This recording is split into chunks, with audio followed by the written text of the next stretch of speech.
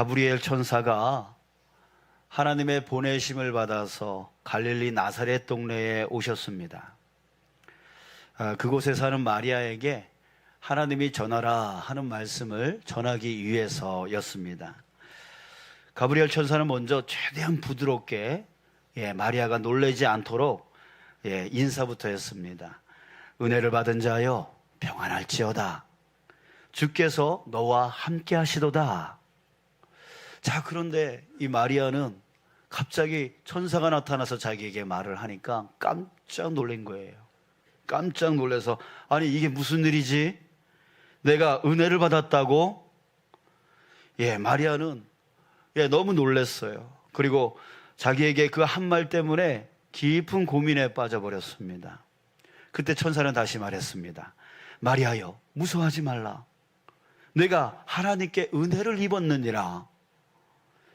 천사가 마리아를 진정시키고 계속 말을 이어갔습니다. 보아라, 네가 잉태하여 아들을 낳을 것이니 너는 그의 이름을 예수라 하여라. 그가 하면서 천사는 계속 마리아에게 말을 이어갔습니다. 자, 그런데 마리아는요, 천사의 말을 끝까지 들을 수가 없었어요. 그 첫 마디가 그에게 기가 막히는 일이었기 때문이었습니다. 나머지 소리는 전혀 들리지 않았습니다. 아니 내가 잉태를 한다고? 내가 아들을 낳을 거라고? 마리아는요, 천사의 말을 받아들일 수가 없었어요. 그래서 따지듯이 이렇게 말했습니다. 나는 남자를 알지 못합니다. 나는 한 번도 남자와 동침한 적이 없는데 내가 어떻게 아들을 낳을 수 있겠습니까? 마리아 머릿속에는요, 지금 온통 새카매진 거예요. 5만 가지 생각이 다 들었습니다.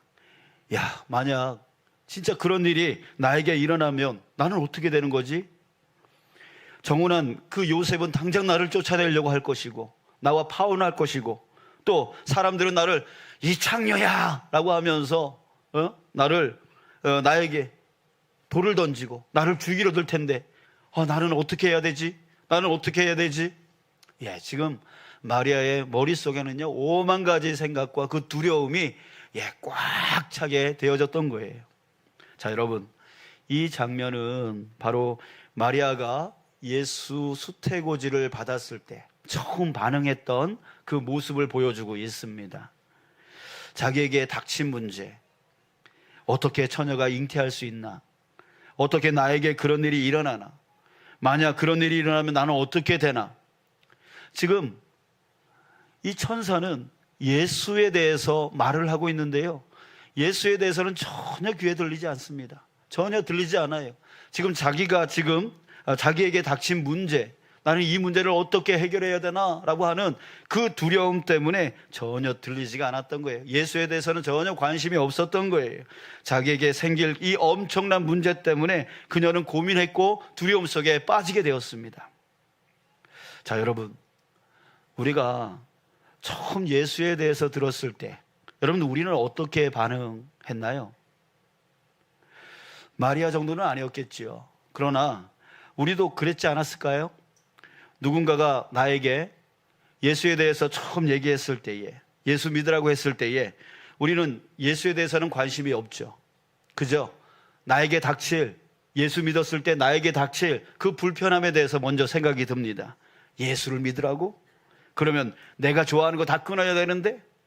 내가 하고 싶은 거 못 하는데? 예수 믿으면 친구들이 나를 놀릴 텐데? 또 친구들이 나와 상종하지 않을 텐데?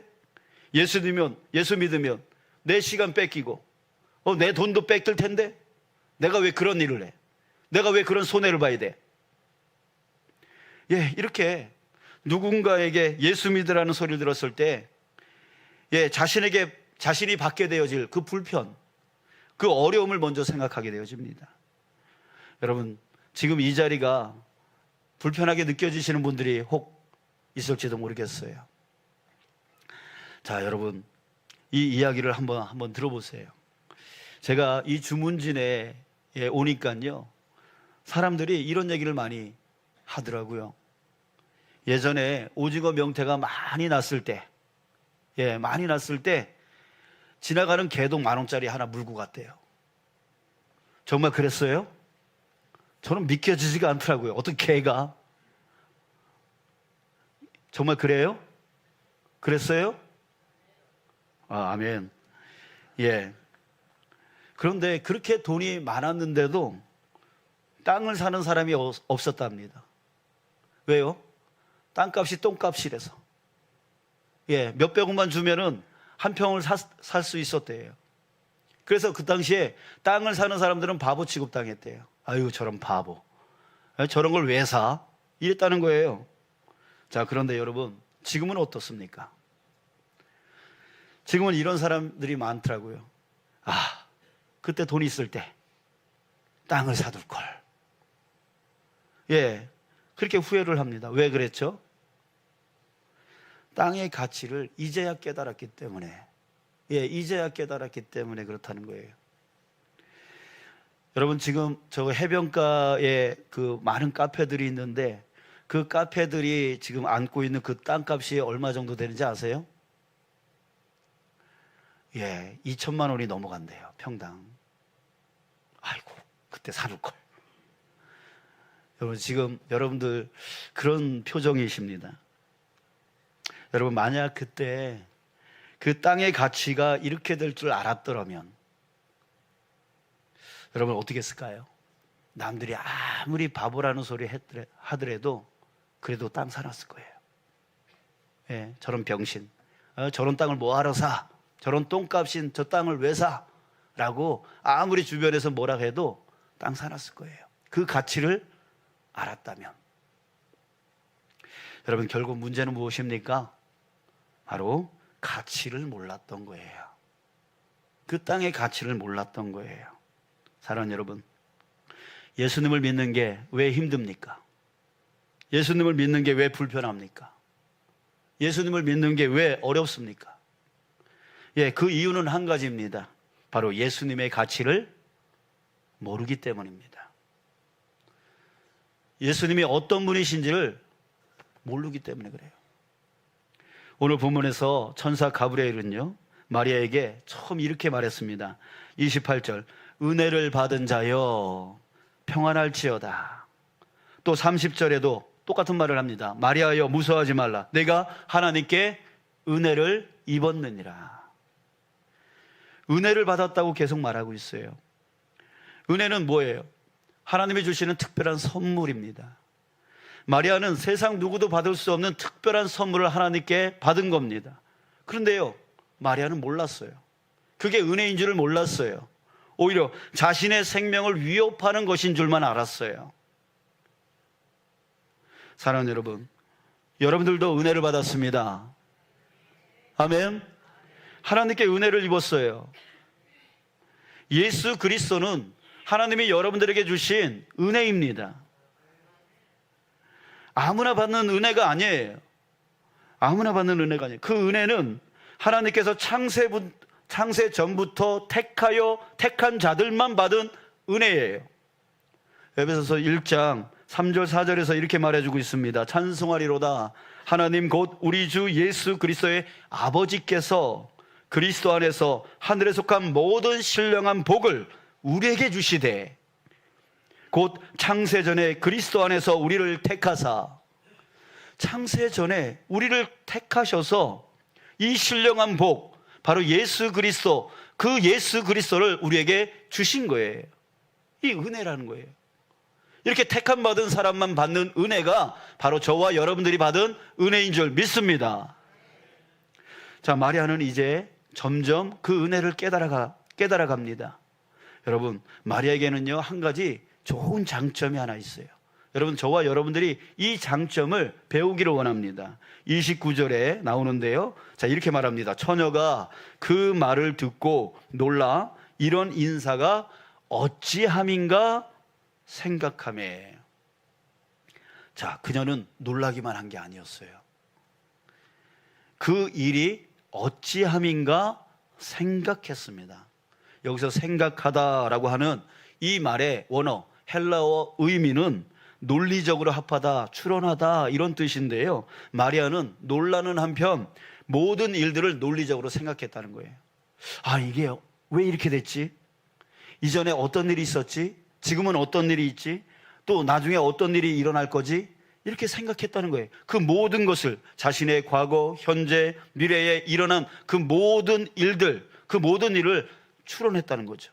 합했다는 거예요. 생각했다는 거예요.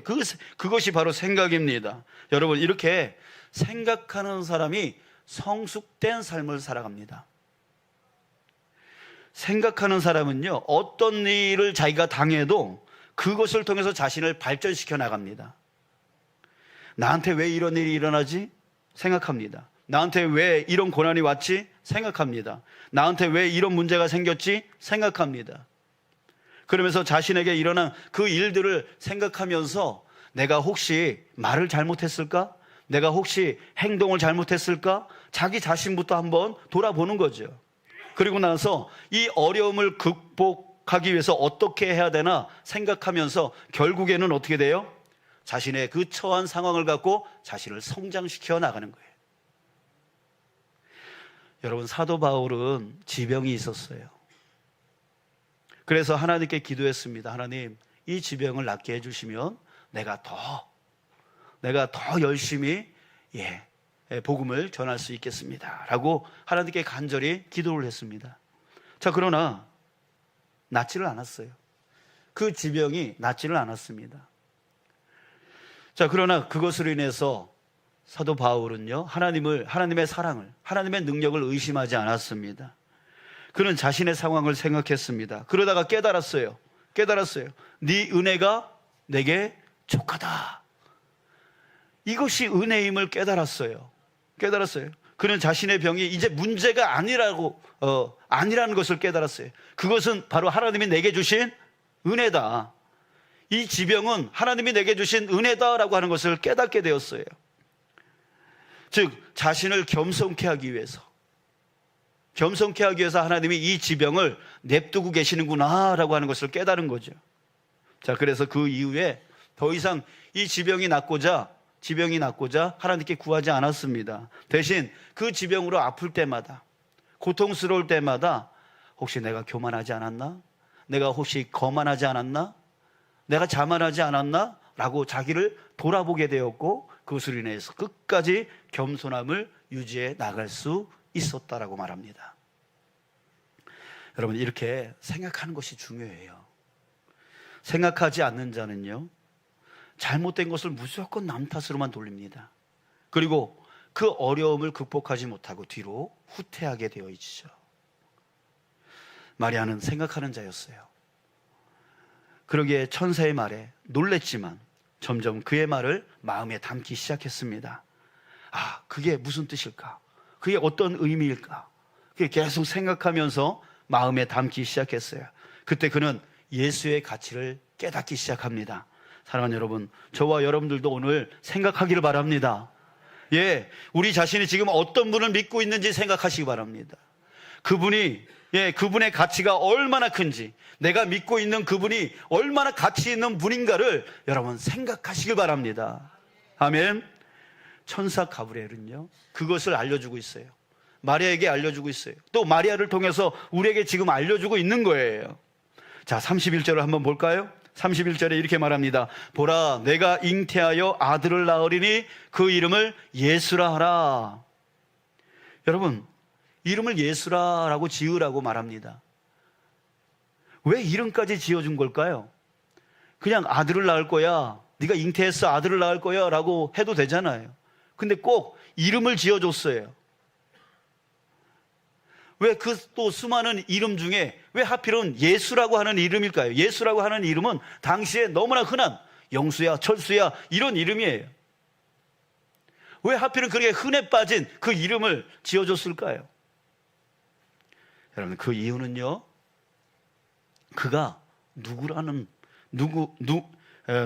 게 그 이름 뜻에 있기 때문이었습니다. 그 이름은 바로 하나님이 구원하신다라고 하는 뜻이에요. 자, 여러분, 예수님이 누구라는 얘기입니까? 바로 예수님이 구원자라는 뜻이에요. 이 온 세상을 구원하시는 분이라고 하는 그 뜻입니다. 여러분들, 우리가 지금 믿고 있는 그분이 누구라고요? 바로 구원자라고요. 나를 구원하실 뿐만 아니라 이 온 세상을 구원하시는 분, 바로 그분을 지금 우리는 믿고 있는 거예요. 자, 또 천사 가브리엘은 계속해서 예수님이 누구신지 알려주고 있는데요, 32절에 보겠습니다. 32절에 이렇게 말합니다. 그가 큰 자가 되고 지극히 높으신 이의 아들이라 일컬어질 것이요. 자, 예수는 지극히 높으신 그 하나님의 아들이라고 말합니다. 여러분, 우리는 지금 누구를 믿고 있는 거예요? 바로 이 세상 우주 만물을 창조하신 분, 바로 그 하나님의 아들을 믿고 있는 거예요. 예, 그 아들을 믿고 있는 거예요. 또 말씀에 주 하나님께서 그 조상 다윗의 왕위를 그에게 주시리니 33절 영원히 야곱의 집을 왕으로 다스릴 것이며 그 나라가 무궁하리라. 하나님께서 예수에게 왕위를 주실 거라고 말합니다. 그런데 그 왕위는 우리 5년제 대통령처럼 그렇게 순간순간 나타난 그런 왕이 아니에요. 그 왕이 아니래요. 영원할 것이고 그 나라는 무궁할 것이다 라고 말하고 있는 거예요. 자, 즉 무슨 뜻입니까? 예수는 하나님 나라, 영원한 나라를 세우실 분이라는 거죠. 또 그 나라를 영원히 다스려 나가는 왕이 되어지실 거라는 거예요. 여러분, 우리가 믿는 예수가 누구라고요? 바로 하나님 나라, 영원한 나라를 만드시고 그 영원한 나라를 영원히 통치하시는 왕이시라는 거예요. 여러분들, 우리가 믿고 있는 예수가 바로 그분이십니다. 마리아는 아직 그것을 확신하지 못했습니다. 그래서 반박했습니다. 나는 남자를 알지 못하니 어찌 이 일이 있으리까? 자, 여러분, 우리도 이런 현실적인 문제로 반박을 합니다. 반박을 해요. 그래서 우리는 항상 이렇게 구하죠. 하나님, 나에게 보여주세요. 하나님, 나에게 증거를 좀 보여주세요. 그럼 내가 잘 믿을게요 라고 하면서 끊임없이 내 눈에 보여지는 증거를 구합니다. 자, 그래서 천사는요, 마리아에게 그 현실적인 문제 속에서 벗어나게끔 해주기 위해서 한 예를 들어주는데 바로 36절입니다. 보라, 내 친족 엘리사벳도 늙어서 아들을 배었느니라. 본래 임신하지 못한다고 알려진 이가 이미 6달이 되었느니라. 이 마리아는 엘리사벳과 친척간이었습니다. 그래서 그 임신한 사실을 누구보다 알고 있었던 여자였어요. 그러기에 봐라, 저 엘리사벳도 이미 늙어서 임신하지 못한다고 했지만 저렇게 임신한 지 벌써 6개월이 지나지 않았느냐. 그러면서 마리아에게 선포합니다. 선포합니다. 여러분, 따라할까요? 대저 하나님의 모든 말씀은 능하지 못하심이 없느니라. 마리아에게 그 엘리사벳의 그 상황을, 지금 현재 벌어진 그 일을 이야기하면서 선포하고 있는 거예요. 대저 하나님의 모든 말씀은 능하지 못하심이 없느니라. 아멘. 여러분, 하나님은요, 능하지 못하심이 없는 하나님이신 줄 믿습니다. 그러기에 어떤 일도 이루실 수 있는 하나님이신 거예요. 마리아는 이제 깨달았어요. 완전하게 깨달았어요. 그래, 능치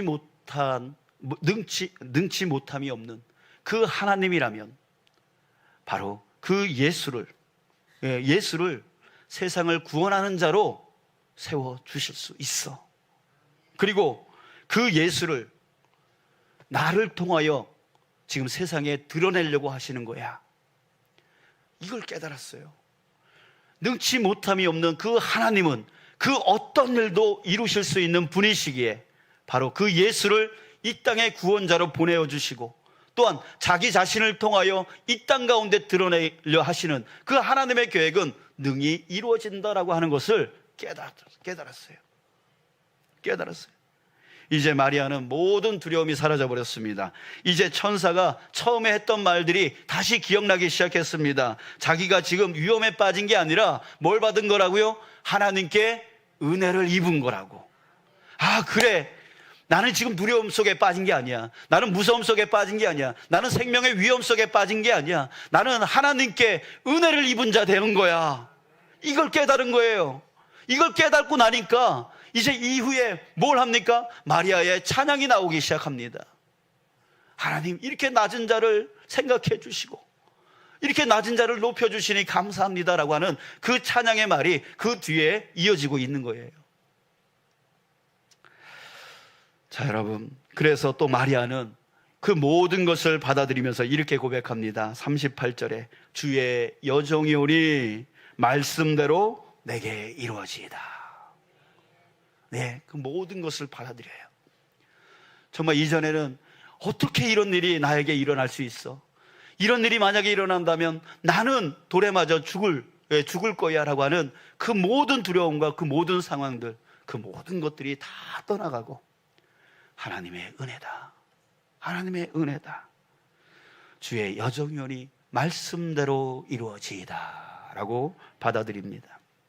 사랑하는 여러분, 이제 이 신앙의 삶을 살아가려 할 때에 내가 믿는 예수님이 누구인지 알기를 주님의 이름으로 축복합니다. 그저 남이 가자고 하니까 딸려오고, 믿으라고 하니까 믿고, 그렇게 해서 남에 의해서 그렇게 믿는 그런 믿음 되어지지 않기를 원합니다. 정말 예수님이 나에게 얼마나 가치 있는 분인가, 얼마나 소중한 분인가, 또 이 예수님이 나뿐만이 아니라 이 세상에 얼마나 중요한 분인가를 어디서 깨달아요? 내 안에서 깨달아야 되는 거예요. 내 안에서 그것을 깨달아야 되는 거예요. 그 깨달을 때에 나에게 어떤 유혹이 와도, 어떤 바쁨이 와도, 어떤 힘듦이 와도, 어떤 어려움이 와도 놔버리는 예수가 아니라 꽉 붙들며 살아가는 그런 인생 되어지는 거예요. 어떤 환난이 와도 예수님을 꽉 붙들게 되어지는 거예요.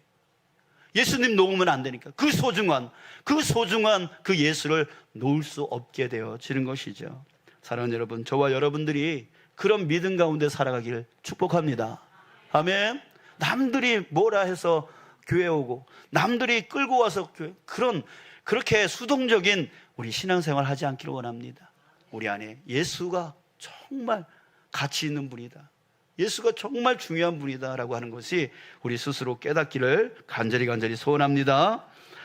지금 세상 사람들이요, 더 즐거워 보이고 또 세상 사람들이 더 나은 삶을 사는 것처럼 보입니다. 하지만 여러분, 우리는 하나님의 은혜를 입은 자입니다. 하나님의 능력이 예수님 안에서 지금도 역사하고 있지만 이후에는 그 능치 못함 없는 능력으로 하나님은 세상을 끝내실 겁니다. 또 그 아들 예수 그리스도를 왕으로 세우고요, 영원한 나라를 다스리게 하실 것입니다. 그때 우리 믿는 사람들은 어떻게 돼요? 그 예수님으로 인하여서 그 영원한 나라의 백성으로 살아가게 되어지는 것이죠. 아멘. 여러분, 아까 말했듯이 땅의 가치를 몰랐다가 알게 됐을 때 후회한다라고 했습니다. 여러분, 우리 모두가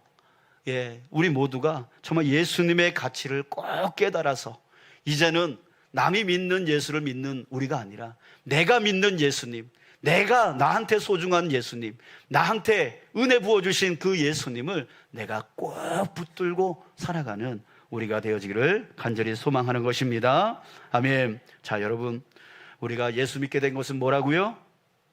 하나님의 은혜로. 하나님의 은혜.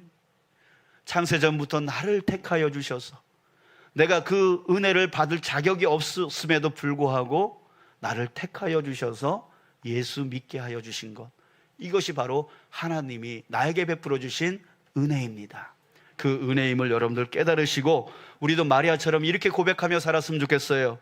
주의 종이오니 말씀대로 내게 이루어지이다. 나는 주님의 종입니다. 그러니까 주님의 말씀대로 이루어 주옵소서.